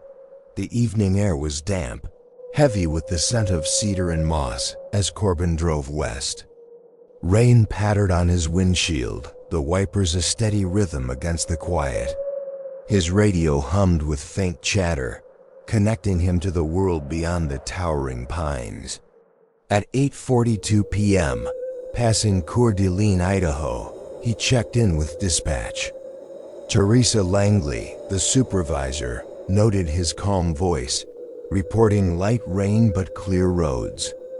"I'll push another 2 hours, then stop at Cascade View Rest Area," he said, his tone steady, professional.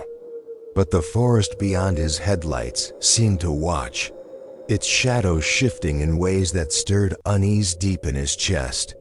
Corbin drove on, the road a ribbon of asphalt through the endless trees. He thought of his daughter Rebecca, her voice warm from their last call. She'd teased him about retiring to his new cabin in Montana, a dream he'd worked years to build. The thought grounded him, kept the darkness at bay. But at 10:17 p.m., his truck veered off I-90 onto a secondary road, a narrow path winding into forest. The detour was unlogged, a sharp break from his routine. The GPS tracked his rig deeper into the woods until it stopped 7 miles from the interstate. Langley's calls went unanswered, the CB radio hissing with static, as if the forest had sealed Corbin away. Trooper James Wilson arrived at 11:08 p.m., his patrol car's lights piercing the mist. Corbin's truck sat on a wide shoulder, hazard lights pulsing, engine idling softly. The doors were locked, the cab's windows fogged with condensation. Inside, Corbin's belongings were untouched. A wallet with $216, a cell phone, a thermos of coffee still warm. The logbook, open on the passenger seat, bore a single line in Corbin's precise hand. Unusual broadcast coming through radio. Will investigate frequency source. Wilson's flashlight traced a set of footprints, Corbin's work boots, leading 30 feet into the forest, stopping abruptly at a cedar tree. The rain-soaked soil held no further marks, as if Corbin had vanished mid-stride. What voice could pull a man from his truck, leading him to nothingness in the rain? The air was thick, charged with a low hum that vibrated in Wilson's bones. The forest loomed, its trees silent, no wind, no wildlife. Only the hum, relentless, like a signal from another world. The truck's dashboard glowed, but its readouts were impossible. The temperature gauge showed -50 degrees Fahrenheit, despite the mild 45-degree night. The clock flickered between 10:16 and 10:18 p.m., refusing to settle. The CB radio emitted a continuous tone, low and mournful, unlike any interference Wilson had heard in 15 years. Have you ever heard a sound that didn't belong yet felt it knew your name? Wilson's report grew urgent as he documented the scene. The dash camera, mandated to run always, stopped at 10:15 p.m., 2 minutes before the detour. The footage showed I-90's dark lanes, but the audio captured a burst of static, followed by a voice human, yet slowed to a crawl, its words unintelligible.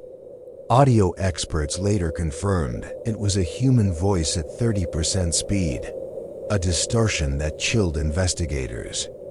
Outside, the footprints ended at the cedar, its bark smooth, unmarred, as if Corbin had been lifted away.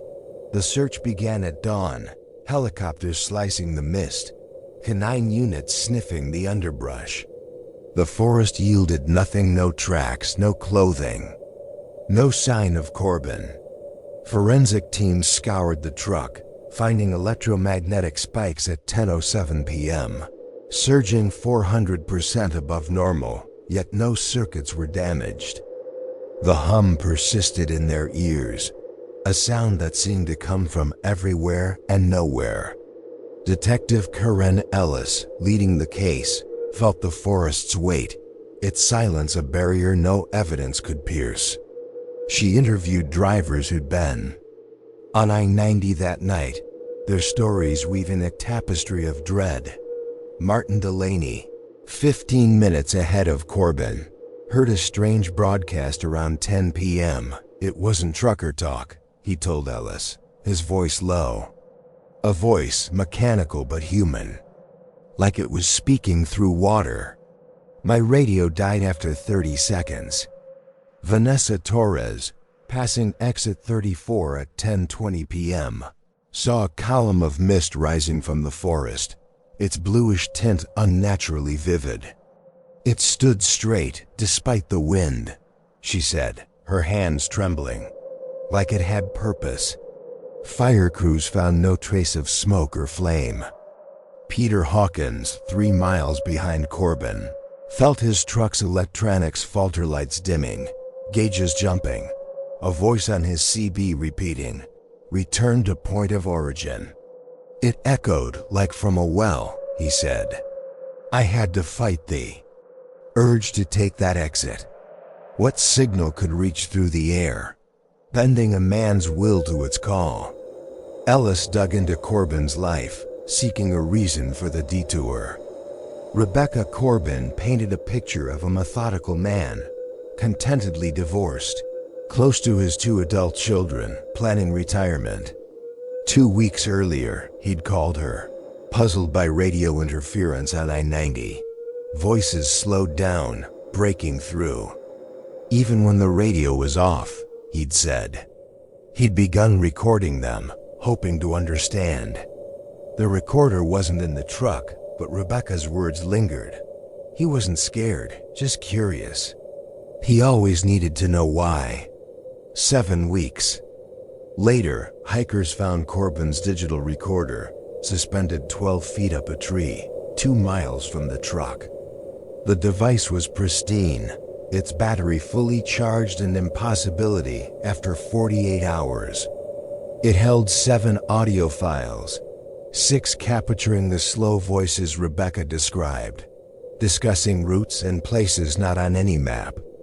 The final file, time-stamped 10:14 p.m. on March 21st, was 18 seconds long. Corbin's voice, urgent, said, "I see it now through the trees, the source of the broadcast. This isn't possible." The audio ended with a sound like an electrical storm, its harmonics alien to any known source. Westland Transport barred night detours off I-90, upgrading their fleet with shielded radios. Corbin's truck, returned to service, became a pariah driver's. Reported static, cold spots and voices whispering through the CB. It was reassigned to local routes, its history buried. Exit 34 gained a grim reputation, truckers falling silent as they passed, some switching off their radios entirely. Locals spoke of mist in the forest, voices on unplugged radios, and a hum that shook their dreams. When you drive through silence, do you listen for a voice that shouldn't be there? Ellis, now retired, still walks the forest, haunted by the recorder's words. Rebecca maintains a website, posting the audio files, pleading for answers. "My father followed a signal," she said. "Something called him, and he went." Truckers on I-90 share Corbin's story, their voices hushed, fearing the forest's call. One driver, anonymous, spoke over CB. "I heard a voice, slow and deep, saying my name. I didn't stop." The Pacific Northwest keeps its secrets, and Exit 34 waits, its trees hiding the source of a broadcast no one should answer. The desert night of August 7th, 2021, was a void so deep it seemed to devour the stars, leaving only a suffocating heat that pressed against Ethan Walters' rig as it thundered along. US 93. The Black Mountains of northern Arizona loomed like silent sentinels, their jagged silhouettes barely discernible against the inky sky. At 10:47 p.m., Ethan veered onto Coyote Pass Road, a forsaken track winding into the heart of nowhere. He didn't know he'd crossed into the mirage of Coyote Pass, a realm where the desert spins illusions that lure men to their doom. And the earth itself guards their secrets. Ethan Walters, a 45-year-old trucker with Southwestern Freight Systems, had etched 12 years into the highways of the American Southwest, his name a byword for precision and caution. His route from Santa Fe, New Mexico, to Las Vegas, Nevada, was a well-worn path, a rhythm as familiar as his own heartbeat. But tonight, the desert felt alive, its silence a weight that settled in his bones. His last check-in at 9:26 p.m. near Kingman, Arizona was crisp, his voice steady over the radio. "Everything's running smooth. Traffic's light, weather's clear. I'll hit Vegas by midnight." But 14 miles down Coyote Pass Road, his truck halted, hazard lights pulsing like a warning swallowed by the dark, the desert severing his connection to the world. Inside the cab, Ethan's life was a snapshot of order, a wallet holding $184 and a creased photo of his niece, a half-full water bottle sweating in the heat, a logbook open on the passenger seat, its pages worn from countless entries. At 10:45 p.m., he scrawled in deliberate script, "Unusual mirage-like structure visible from highway, pulling off to investigate." The words were alien for a man who logged every mile with meticulous care, as if the desert had slipped into his thoughts. Ethan leaned forward, his eyes narrowing at a faint glow in the distance, a geometric form, crystalline and shimmering, like a spire carved from moonlight, too vivid to be a trick of fatigue.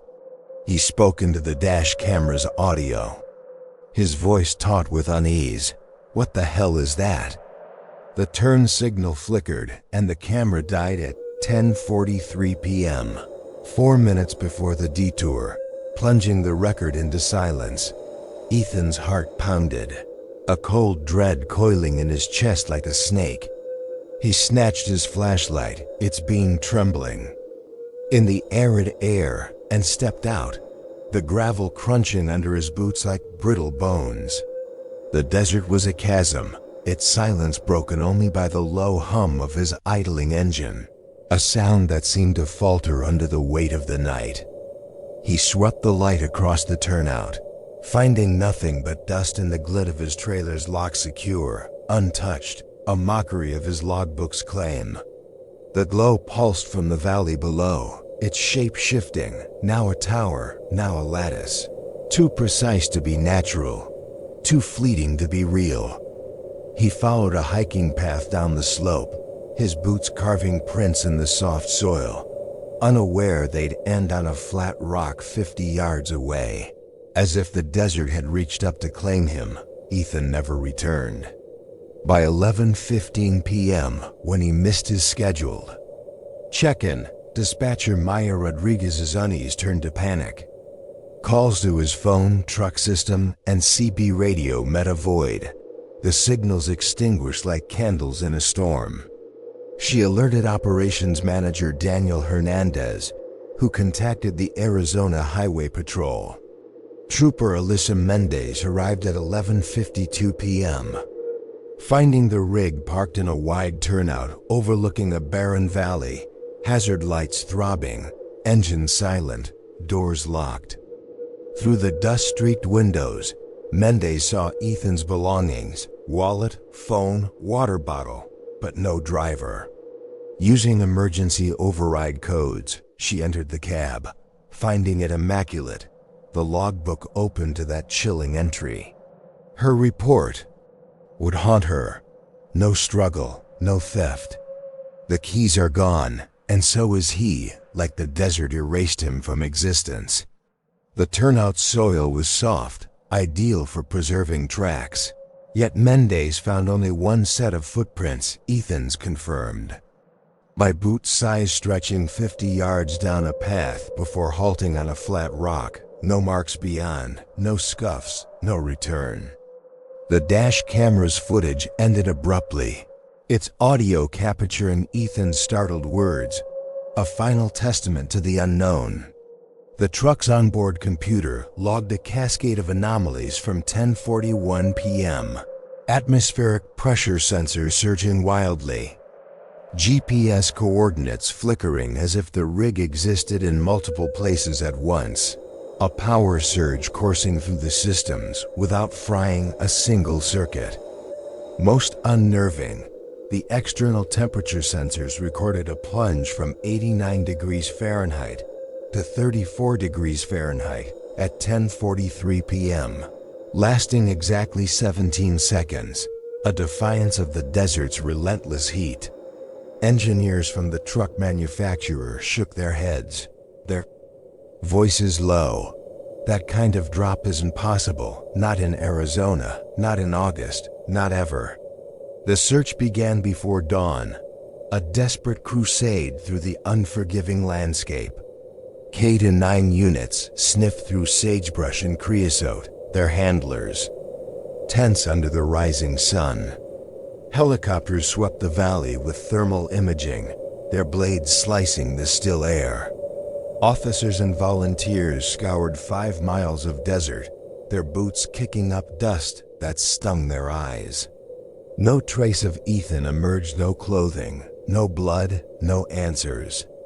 2 months later, a group of hikers stumbled upon his Southwestern Freight Systems cap, perched on a rocky ledge 400 feet above the valley floor, 3 miles from the truck.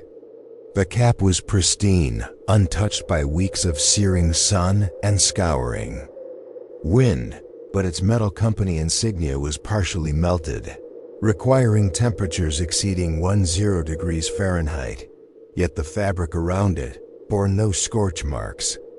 Investigators whispered among themselves. It wasn't an accident. It was left there, a marker, a taunt from something that knows we're looking. Mendes tracked down 4 drivers who'd passed US 93 that night, their accounts weaving a web of dread that tightened with each word. Jessica Reyes, 20 minutes ahead of Ethan, reported electrical failures at 10:30 p.m. My dashboard lights flickered, the radio went dead, and my engine sputtered for 10 seconds, like it was choking. She said, her hands unsteady. I've driven this route for years, and nothing's ever felt like that. Marcus Washington, 2 miles before the Coyote Pass turnoff, saw a structure in the distance. It looked like a tower, glowing blue from within. Where there's only empty desert, he said, his voice low, eyes distant. I blinked, and it was gone. I rubbed my eyes, thought I was losing my mind. Rafael Diaz, 5 miles behind at 10:45 p.m., saw a vertical column of light pierce the western sky. No thunder, no storm, just a beam that lasted 3 seconds. He said, gripping his coffee cup so hard it trembled. When I passed Coyote Pass, I felt this pressure in my head, like something was pulling me to turn. I fought it, turned up the radio to drown it out. A 4th driver, unnamed in reports, spoke of a fleeting shape in his mirrors. Too tall, too angular, gone when he looked again. The investigation delved into Ethan's life, searching for a rational explanation. Catherine Walters, his sister, painted a picture of a steady man, divorced but on good terms with his ex-wife, financially secure, recently awarded a performance bonus for his flawless record. But 3 weeks before, Ethan had called her, his voice tinged with a rare unease. He said twice on US 93 at night, he saw a structure where nothing should be. Catherine recalled, her eyes glistening. Geometric, crystalline, like it was glowing from within. He wasn't one for stories, he knew it was real.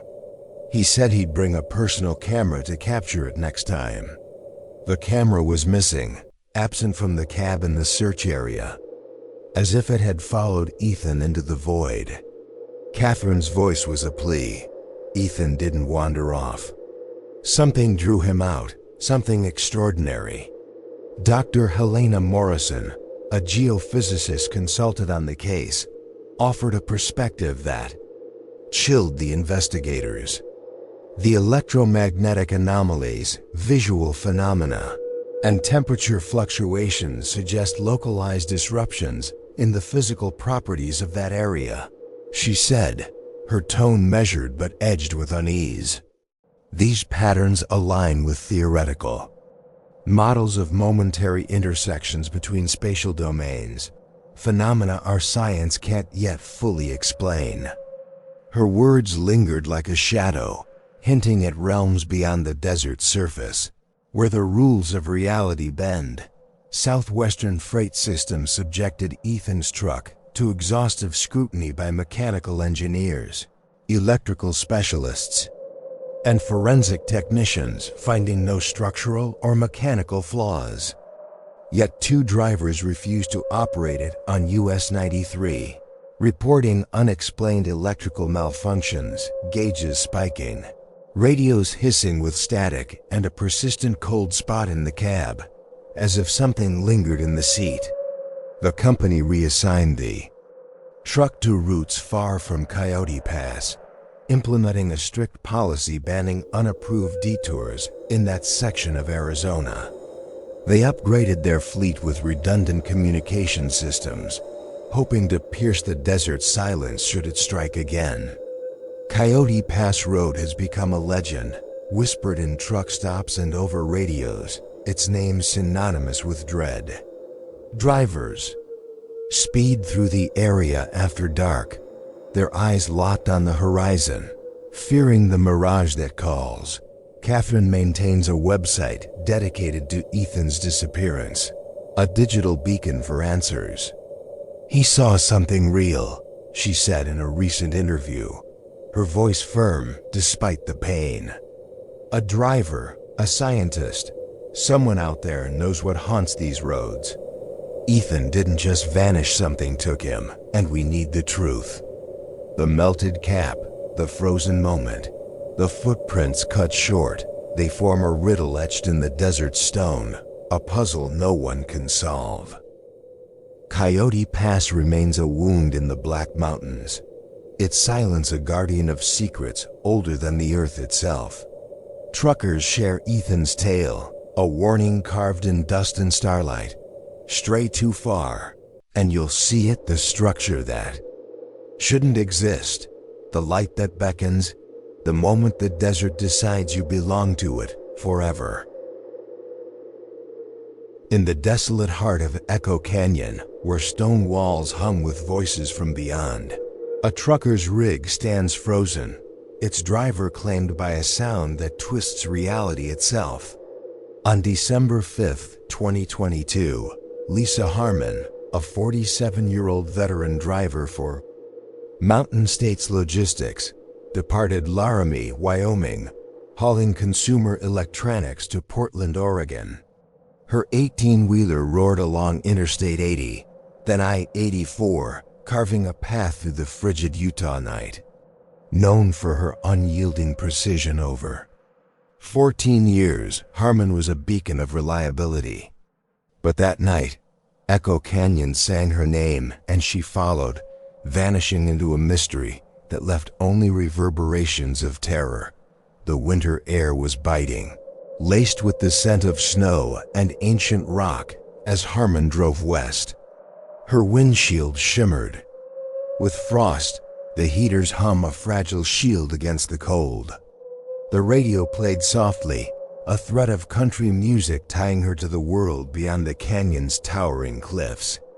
She thought of her husband Robert and their 2 teenage children, their faces a warmth she carried through these lonely miles. She'd promised a Christmas trip to the Oregon coast, a rare break from the road's relentless pull. The thought steadied her, but the canyon's walls loomed closer, their shadows shifting in ways that stirred a quiet unease deep within her.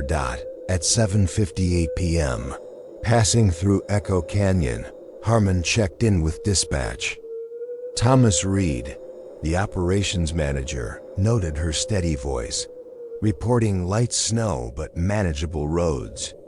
"I'll push to Tremonton for my break," she said, her tone calm, professional. But the canyon felt alive, its rocks seeming to pulse, with a rhythm she couldn't place. She drove on, the road a narrow vein through the stone giants, their surfaces etched with eons of wind and secrets. Harmon's mind drifted to a conversation with Robert weeks earlier, when she'd confessed to hearing her own voice on the radio, calling her name through static. She'd laughed it off, blaming fatigue, but the memory lingered. A splinter in her thoughts. At 8:37 p.m., her truck slowed abruptly, pulling onto the shoulder near mile marker 178, a desolate stretch of I-84. The onboard system logged the stop. Unprompted, a sharp break from Harmon's meticulous routine. Reed's calls went unanswered, the CB radio hissing with static, as if the canyon had swallowed her voice.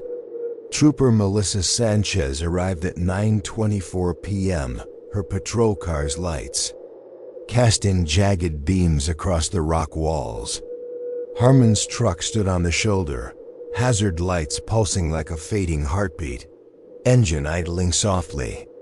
The doors were locked, the cab's windows fogged with an unnatural sheen, as if the air inside had turned to ice. Inside, Sanchez found Harmon's belongings untouched: a wallet with $25, a cell phone, a coffee mug still half full and warm. The logbook, open on the passenger seat, bore a chilling entry in Harmon's neat hand: echo response in canyon. Stopping to investigate. Sanchez's flashlight traced a set of footprints, Harmon's boots stretching 50 yards to a sheer rock face, stopping abruptly as if she'd walked into the stone itself. The snow around the prints was pristine, undisturbed, a silent testament to an impossible end. What sound could lure a woman from her truck, drawing her to vanish against unyielding rock? The air was thick, charged with a vibration that pulsed. In Sanchez's chest, a rhythmic hum that seemed to rise from the canyon's depths. The silence was oppressive: no wind, no wildlife, only the hum, like a voice trapped in the stone. The truck's windshield told a stranger tale. Its inner surface bore concentric patterns, later identified as sound wave imprints, radiating from the driver's side. Forensic experts found no natural cause, the patterns defying known acoustics, as if the glass had captured a scream from another world. Every electronic device, phone, camera, radio was drained, their batteries dead despite being fully charged hours before. Have you ever heard your own voice call to you, yet known your lips didn't move? Sanchez's report grew urgent as she documented the scene. The dash camera, mandated to run always, stopped at 8:34 p.m., 3 minutes before the halt. The footage showed I-84's dark lanes, but the audio captured a faint pulse, swelling into a distorted voice, like a human cry reflected through 1,000 mirrors.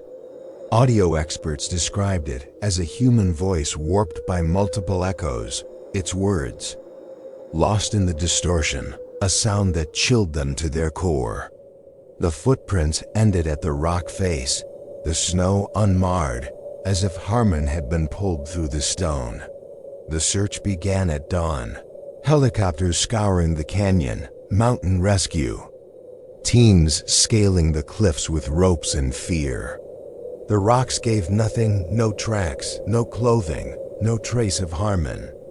Forensic teams scoured the truck, finding barometric fluctuations at 8:30 p.m., spiking wildly, and audio frequencies cycling every 7.3 seconds, defying known physics. Detective Sarah Nguyen, leading the case, felt the canyon's weight, its silence a wall no evidence could breach. She interviewed drivers who'd passed through Echo Canyon that night, their stories weaving a tapestry of dread. James Rodriguez, 15 minutes ahead of Harmon, heard radio interference at 8:20 p.m.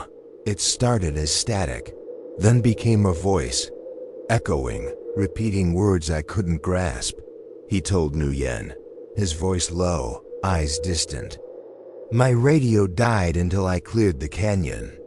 Sarah Chun, passing at 8:40 p.m., saw a column of vapor rising from the canyon wall where Harmon's footprints ended. It stood straight, glowing faintly, untouched by the wind, she said, her hands trembling as if the memory still clung to her skin. Michael Tanner, 3 miles behind Harmon, felt his truck's electronics falter, lights dimming, radio cycling. A woman's voice came through, saying, "Return to the source." Over and over, he said, his voice breaking. I fought the urge to stop, gripping the wheel like my life depended on it.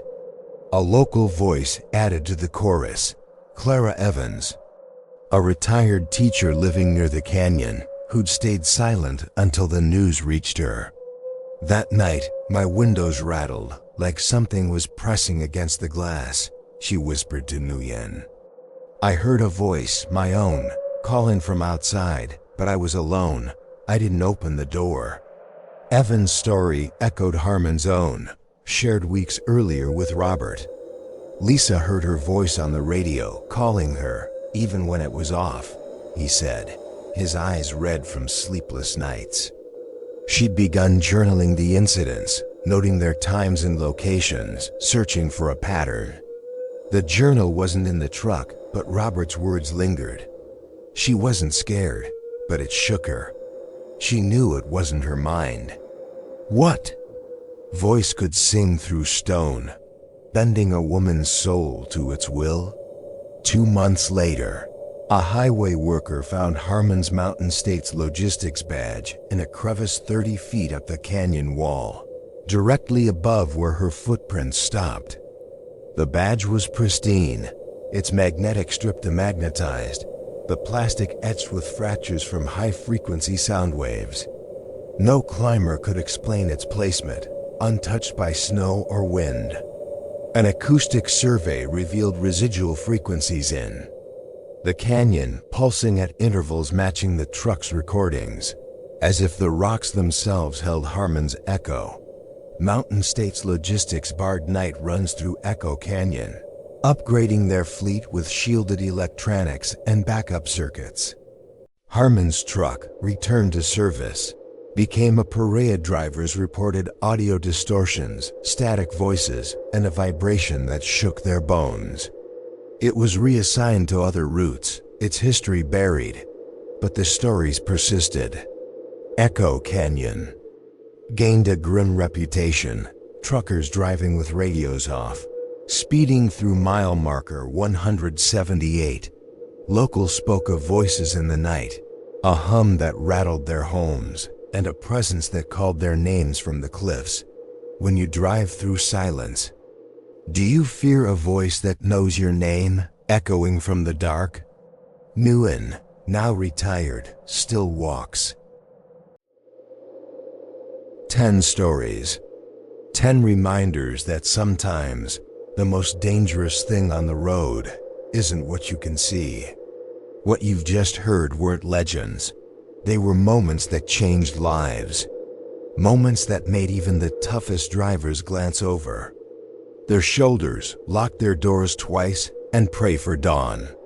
But there's more out there. More highways where headlights catch shadows that don't belong. More rest stops where silence feels wrong.